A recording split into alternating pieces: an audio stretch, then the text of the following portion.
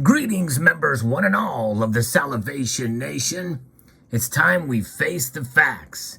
There's just no stopping gold. Let's explore.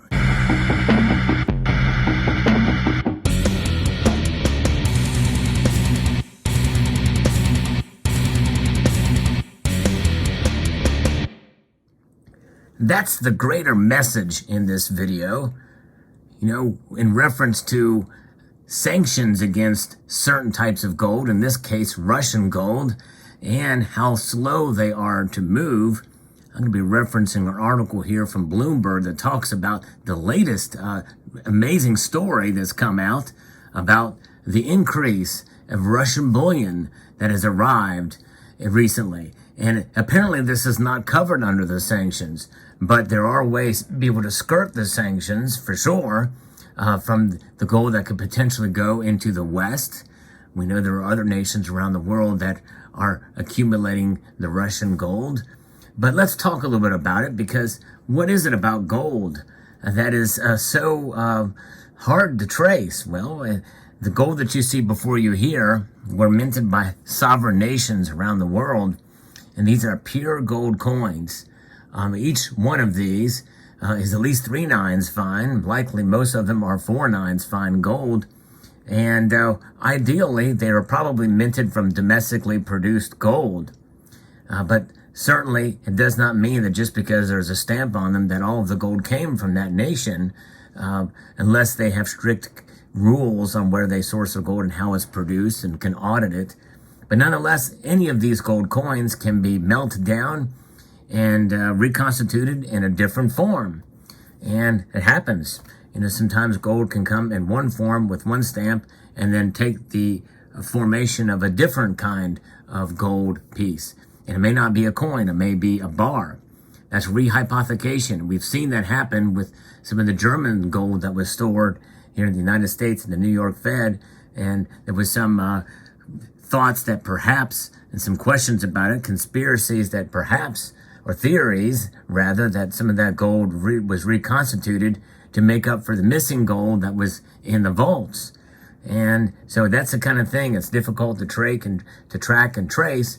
But with technology where it is today, it's becoming a little bit easier. And some mints and mines around the world are utilizing blockchain technology and other avenues that I think can be quite dangerous overall, including ESG. And a lot of that's going to be tied into the blockchain. And we've already seen stories about certain mints and refineries that are utilizing some of that technology. But here we are in 2022, before a lot of that technology is implemented with sovereign banks and how it's sold from central bank to central bank. And this story here is about the Swiss imports of Russian gold. They have now risen to the highest since April of 2020. Switzerland's imports of Russian gold surged to the highest in more than 2 years. That's a sign that more old bullion from the country may be being remelted to make it easier to sell. Again, gold has no agenda.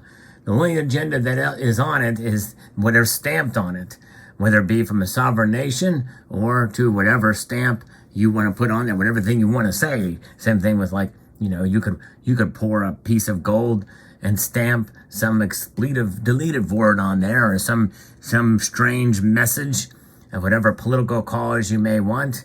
Who knows? Maybe the World Economic Forum will come out with 1 ounce gold rounds and say, hey, you will own nothing and you will love it. And by the way, it's an ounce of gold. What do you think of that? Talk about the ultimate contradiction in terms, but nonetheless, there was about 5.7 tons worth $324 million of Russian metal that was imported by the refining hub in August, according to data from the Swiss Federal Customs Administration. That's the most since April of 2020. Now, the shipment was Russian gold that arrived from the United Kingdom. The Customs Administration said in a statement on Tuesday. Swiss customs data show the last place the precious metal was refined rather than where it was last shipped from. So that's how they kind of get around this. Russia's gold has become taboo since the country invaded Ukraine earlier this year. new Russian gold has been sanctioned by the United States, EU, and Switzerland. But bars exported from the country before August 4th are not subject to the import ban, the customs authorities said on Tuesday. So that's how they are getting around it. So it very well could be that that's part of what is funding Putin's war machine. Some investigators with old Russian gold bars may wish to remelt them at Swiss refineries to make them easier to sell. Though the country's bullion minted before the war can still be traded in most major centers, including London and Zurich. There's a stigma around it. Russia, the world's second biggest gold miner globally, was previously a major supplier of new bullion to the UK market. China is still importing Russian gold, by the way, though the quantities remain relatively low. The country bought just a third of a ton in the precious metal from Russia in August, which is a small fraction of its total monthly imports of 182 tons. So there is that. So even China is kind of stepping back a bit, it seems, from Russia. And we have to think about it here, too, that Switzerland is a neutral country. And so this is going to be done, it's going to be done through Switzerland. In fact, in reality, probably, if Russia wants to set up its gold standard, it may behoove them to try to do it through Switzerland. But then again, I don't think that the national pride would allow them to do that. And certainly Putin's ego would not allow him to do that. I think they're going to still try to develop something there and be able to try to make that work for them. But nonetheless, as of right now, it looks like there's a lot of gold that's still left over from these, from before the sanctions were implemented there. And that was back in March of this year. So quite interesting indeed. And what is the overall message here? You know, Russia is going to get gold out into the market one way or the other. Even if China is buying very little, there's going to be other nations in their realm of influence, sphere of influence, that are going to be probably buying gold from them. There's that aspect of it, that are not going to pay much attention to what the West thinks. But the greater message over here is that any kind of these bars that can somehow be siphoned out or smuggled out of Russia and taken into a neutral zone and then melted down and reconstituted in some other form, maybe as Swiss bars, maybe Switzerland themselves may do it, I don't know. But nonetheless, they could do that, and they could be reconstituted and then sold. I mean, Switzerland has been known to do this stuff before. In fact, there's even a stain on them from going back to the Third Reich and Germany, and how some of that gold was procured.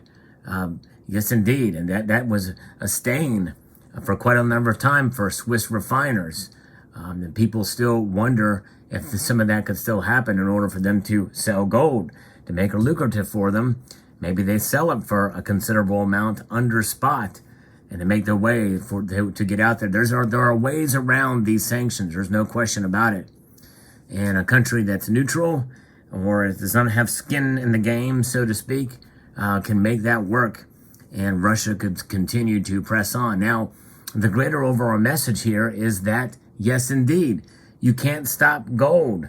Gold is unstoppable. It's a force to be reckoned with, and all the different forms here. Yes, there are preferred ways to be able to accumulate gold. Some say that coins are better than rounds, but in the end, as long as it tests pure, it really doesn't matter in the grand scheme of things in terms of the actual intrinsic and the spot price for gold. Now, some coins may trade at a bit higher premium than others. You know, perhaps this 2020 Gold Swan may sell for a little higher price than this relatively unknown Bounty 1 ounce gold coin. It just is, it's up to whoever is buying it and selling it based off the branding and how the metal is shaped. Really, it's how it's shaped. But nonetheless, the gold itself is part of most of the value of these coins, and most of the value of the bars as well. And as long as it can be verified as pure gold, well, in the end, people don't care. in the long run. Now, obviously, there's other aspects of this, like ethically sourced gold, gold that has been, compliant to regulations of said countries for the environment and for human rights. And those are two very important issues for many nations that are certainly concerns outside of even before ESG was ever a thing. But ESG is going to make it even more difficult.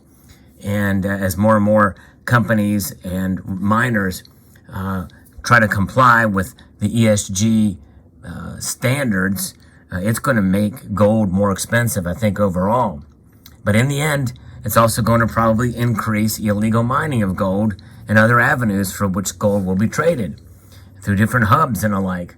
And it very well could be that Russia may tap into that, the Swiss may tap into that, and gold is gold, and gold will be sold and delivered, and people will buy it, and some of it will infiltrate into the Western markets as well.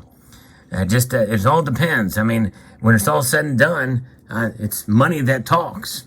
Everything else walks, including fecal matter, by the way. And that's really what it boils down to when it's all said and done. Now, I'm sure there's many of you here in the comment section below. I want to hear from you. Where do you care where your gold is sourced from? Does it matter to you what's stamped on the piece? Now, as you see here before you, I have different kinds of pieces here. I kind of like variety when I stack gold and accumulate and collect it. And that's just it. I'm probably more of a collector than I am a stacker. But nonetheless, gold is gold. And certainly wouldn't turn some down over another. I don't really think there's much ugly when it comes to gold, especially pure gold, which does not react to the elements. Indeed, it's a boring metal, which is a good thing. I like that about gold. So let me know what your thoughts are in the comment section below. Unstoppable. And it looks like Russia will continue to press on and utilize their gold in order to do what they are doing.